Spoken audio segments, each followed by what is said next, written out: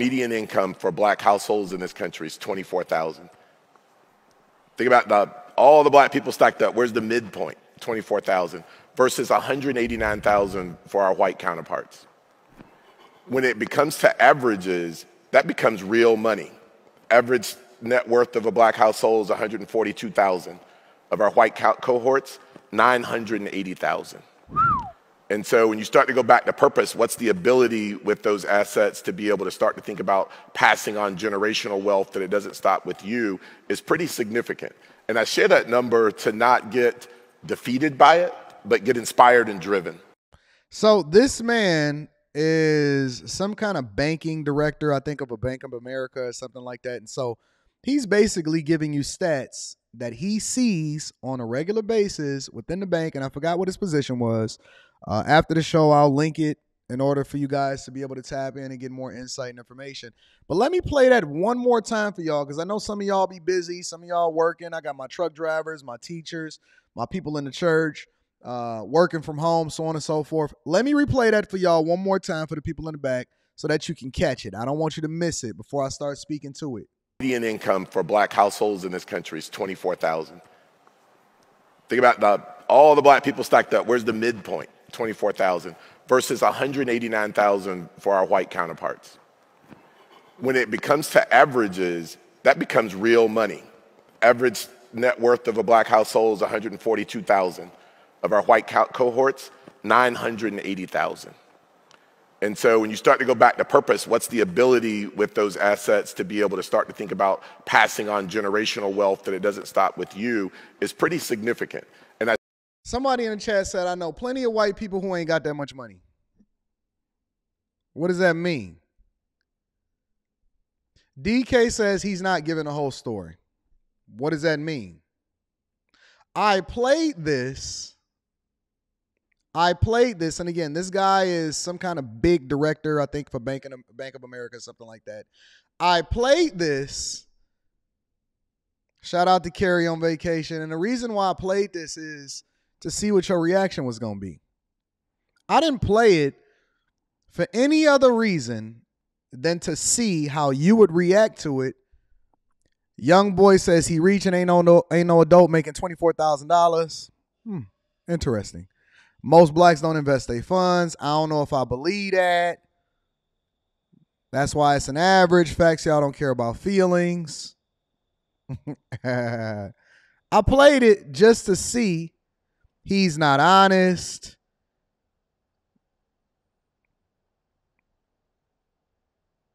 So predictable. So predictable. And I'm always amazed.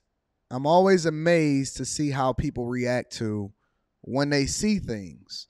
Even though you don't want to go out and fact check, you don't want to research the guy. I said that I was going to put his information inside of the description after the show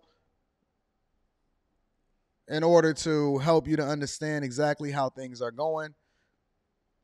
You fight it, and the reason that you fight it, and I can tell by your reactions, is that you're looking for validation instead of trying to parse through the information in order to let it motivate you to go to the next level. Y'all so used to being average. You so used to comparing yourself and to validate yourself against what average is and the median and the mode and all of this stuff. You're so used to running in the Victim Olympics that is the mindset of somebody that is very much seeking and trying to be in the middle of the pack. Listen, I am a C student, and I say that I'm a C student because I'm helping you to understand that my level of comprehension and how I was graded in school was average, but my results are exceptional. And it's because I never based who I was off of how I tested, but more importantly, I based who I was off of where I was trying to go. And so when I compare myself or I'm looking for validation, I'm looking for validation based off of something that's in front of me, not trying to reach the middle. And so I can't stand it. Bothers me. It irks me. My skin crawls. It hurts my soul to see people trying to validate average, and there's nothing wrong with being in the middle. But my point is that what is the mindset? Is the mindset to be that? Is the mindset to be validated? Is the mindset to be a victim? Is the mindset to be in the middle? I don't understand it. Look, anybody that say that they don't want to be rich is lying to you. Anybody that said it's too many people playing the lottery every single day. When that lottery reaches $1 billion, I see people come out of the woodwork that ain't even played the lottery before. Your actions say otherwise. You want to be successful. You are not watching this show because you hate me right now. I don't see the likes infinitely low because you hate me right now. I see the likes low because you too busy paying attention to what I'm saying because you trying to get the game and you trying to get through your day. You're not at work because you want to be. You're at work because you have to be. And then there's a segment of us that actually want to be more successful. If you sitting here and telling me that you just want to be an average, everyday person, I call you a liar. I'm going to tell you you're a liar to your face. It's no way that you're sitting here every single morning, tapped in, pushing an envelope, trying to make more money because you're dead set on being average and you trying to run in the Victim Olympics. That is BS if I've never heard it before in my life. And I'm tired of people lying to me and telling me and spreading this narrative. What's wrong with being average? Everything is wrong with being average. Everything. God don't even like average. That's a fact though. Read your word. If you don't like it, then get mad at God. Don't get mad at me. God don't even like people that's in the middle. He like for you to be hot or to be cold, to be winning or to be losing. Because if you losing, at least we can do something with you. But if you in the middle and you very much dead set on being average, that means you stuck in your ways and we can't teach you nothing other than to be a footstool for somebody that's going to get really, really rich. And then you're going to complain about it when you ain't got nothing to retire. Most people have nothing inside of their retirement account. Most people are on their way to be interdependent on the federal government in order for them to even be able to survive at the end of the day. That's a fact, though. Most people are on their way to be trying and hoping and praying for Social Security and being on a fixed income for the rest of their life in order for them to even be able to survive when they cannot work anymore. Some of y'all will be working for the rest of your life, not necessarily because you want to, because I expect to be working for the rest of my life because it's a productivity thing.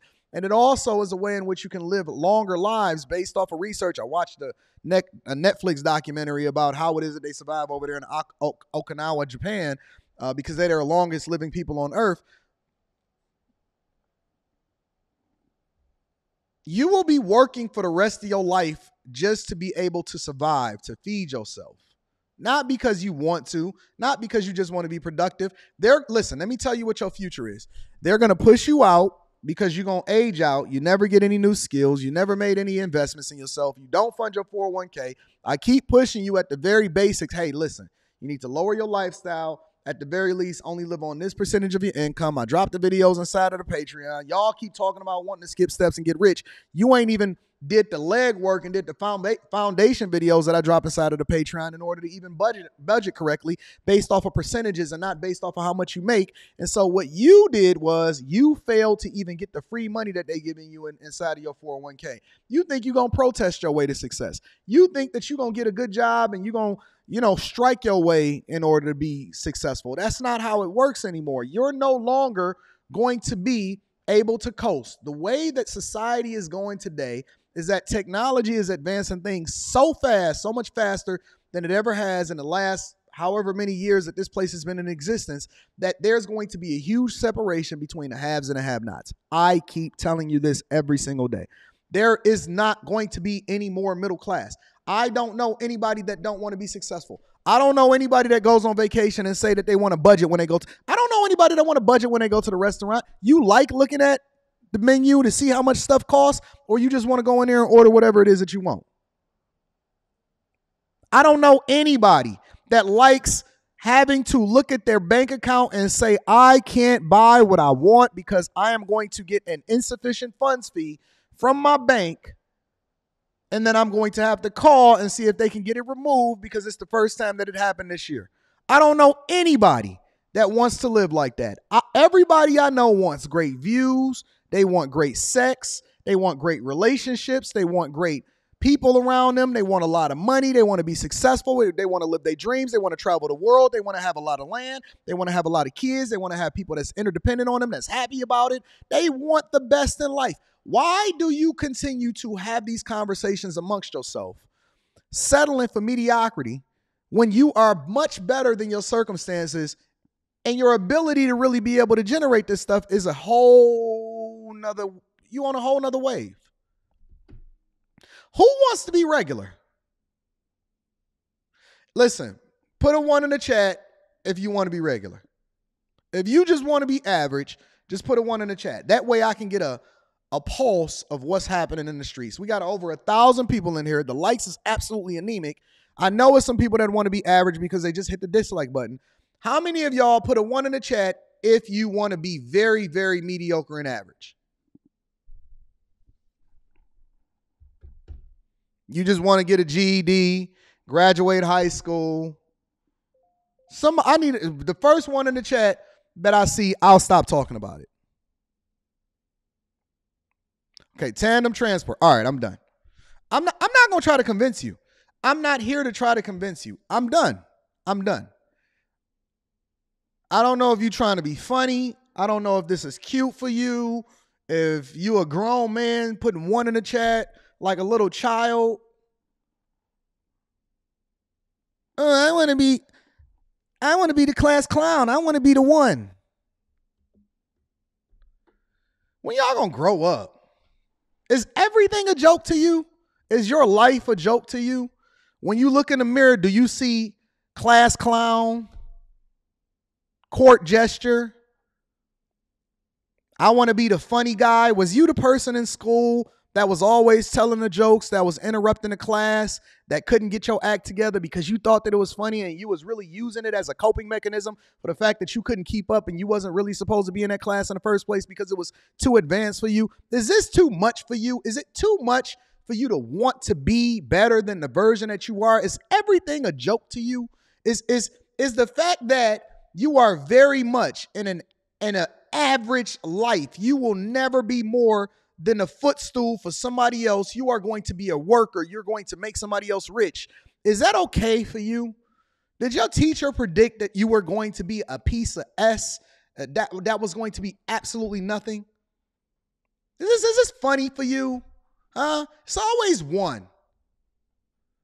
It's always one. And then they want to get offended when you call them out. Oh, okay, so you want to be the funny guy. Stand up and let me see you read. The cat went over the hill, and then they want to get embarrassed when they start becoming the butt of the joke. When you gonna grow up? When you gonna start getting some money? You know, your life is a reflection of who you are, regardless of how you feel about it. Your life is a reflection of who you are. If you die broke, let me be real honest with you before we get into the show. Your daddy passed away broke, right? Your uncle is going to have nothing. Now, that's not a problem, except for the fact that you're going to follow in their footsteps. And when I say die broke, I'm not just talking about money. I'm talking about bankrupt spiritually, bankrupt with no lessons that they passed on to you as a man. And that's why you continue to live your life as a nothing. You are going to pass away on this earth, and you're going to have been done nothing except for take up oxygen, didn't add any value to anybody's life, probably had a couple different kids. Those kids are going to grow up to steal somebody else's wheels. They're going to be a Kia boy. They're going to be a gangster. They're going to be out here terrorizing. And your legacy is going to be based off of the fact that you were nothing, and so your kids was nothing. And so when your mother pass away and they have nothing in life insurance and they got to hold a GoFundMe or a fish fry in order to bury her, understand this. She didn't give you anything. She didn't help you with anything. She had no value to add for you. She made you weak. The legacy of your family is based off of the fact that they are absolutely nothing. Don't even know their lineage. Not even sure if that's your real father. Is nothing. You have an opportunity to change the trajectory of what was meant for you to be something completely different than what it is that they left you as. You are not supposed to be who you, I'll do you one even better. You are born to be nothing. How about that? When I look you in your eye and I pass you on the street and I see you holding up your sign in order to get me to give you some change, I'm not going to give you nothing. I might throw a nickel at you, and I'm not going to put it in your cup. I'm going to throw it at you. You know why? Because I don't see you as anything. You're a vape. I'm going to forget about you 5 seconds after I pass from you, and I got my good old heat on, and I'm going to be driving my luxury car, and I'm going to have on all of the watches and the jewelry, and my bank account going to be running over, and I'm going to just get done praying to God and thanking God about how good he is to me and making sure that me and my family is protected and safe and blessing me with every single thing that I have. And then I'm going to look at you and I'm going to pass you, and you're nothing. You're nothing. You're going to be an empty soul. Your existence on this earth is to be a beggar. There has to be one. God even said that it was always going to be the poor amongst us. But he's not just talking about the poor in finances. He's talking about the poor in spirit. And see, the thing about us is that we don't understand is that what your life is today, if you are a person, and it's nothing wrong with going through things, but if you're a person that has been perpetually a victim your entire life, if everything that you've ever done your entire life has always been based off of the idea that you just can't get right, can't get ahead, on a no plan, ain't never had a plan for your life.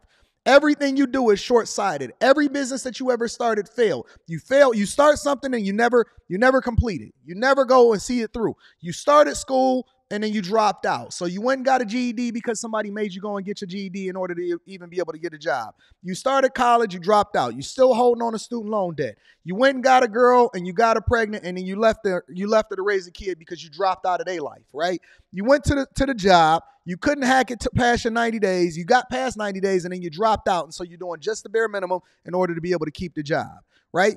Now you watch half of a live stream because you don't have the attention span to be able to sit through it because you never trained yourself to pay attention long enough to do something that's in your own best interest. You started a YouTube channel and now you left it after 3 months because it didn't blow up because you dropped out. Your life is a dropout life. You are a dropout. That is your legacy.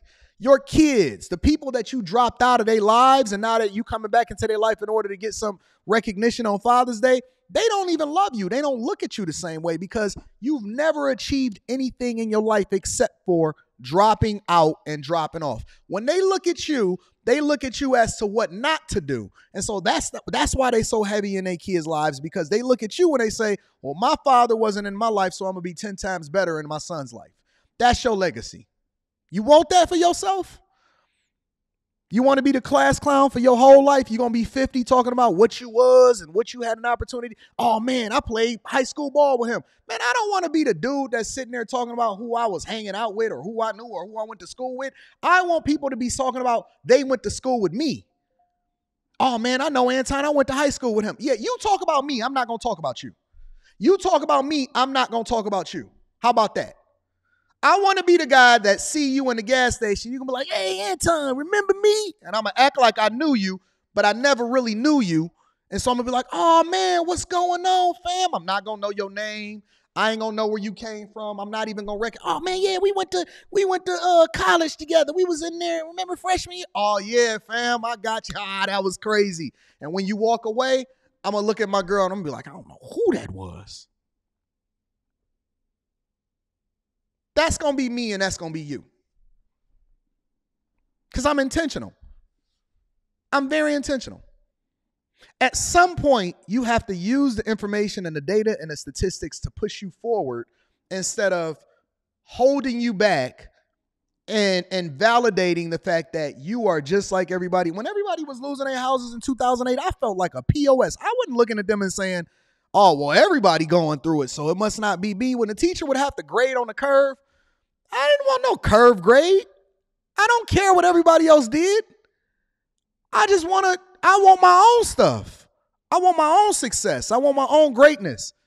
I don't even want no curve. The only curve that I got on me is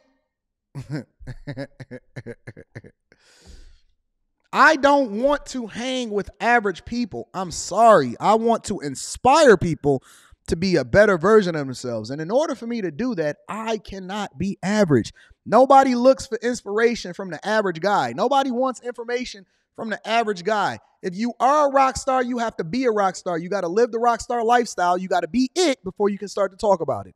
I won't tell you anything about building. I never told y'all anything about new construction homes until I started building them myself. I want to do everything. I want to go and travel the world. I want to see everything. I want to experience it. And then I want to tell the story and document the journey along the way. Now, if you don't want that, if everything that you want is just based off of what you waiting on your next paycheck to see whether or not you can go and have fun and hang out with the fellas, then me and you are not the same. Listen, I'm cool with going to the football game, but I'd rather sit at the 50-yard line. I'm cool with going to the basketball game, but I'd rather sit courtside. I'm not doing nothing anymore. After 40, I made up in my mind that I'm not doing nothing unless I get the best of it. I'm not doing nothing unless I do the best of it. If I can't sit on the floor, I'm not going. If I can't be at the 50-yard line, I'm not going. If I can't go to this restaurant and be able to order anything off the menu that I want without looking at the price, I'm not going. If I can't ride first class, I'm not riding. I'm not doing it. I'm not doing it.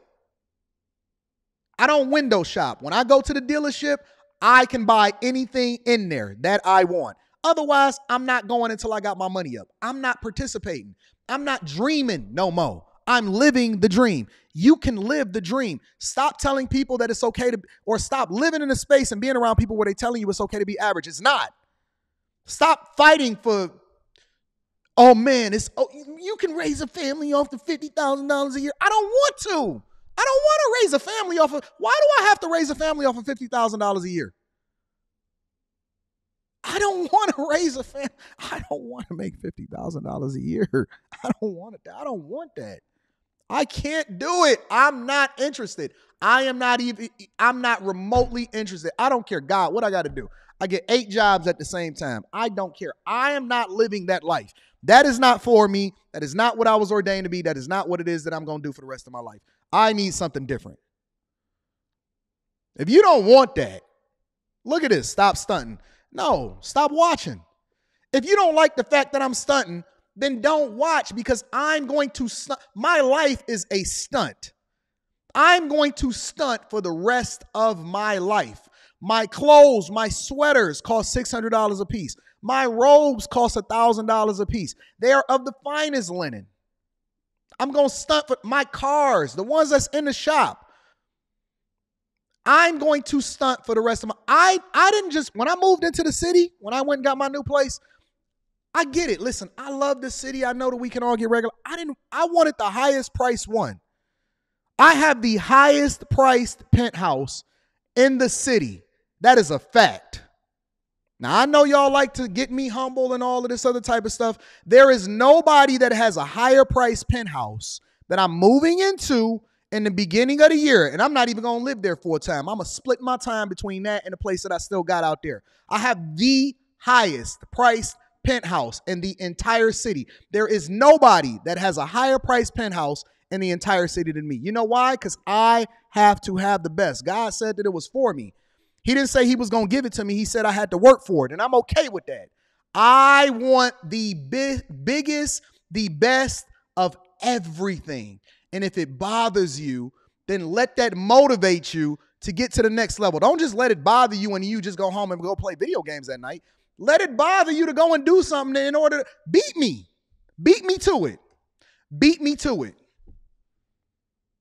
If you don't like it, then beat me. If you don't like it, then beat me. That's a fact, though. I have the highest priced pen. It ain't even finished being built. On the site of the Joe Louis Arena, I will be looking at you through the corner, through my corner penthouse at the top floor that you cannot have access to.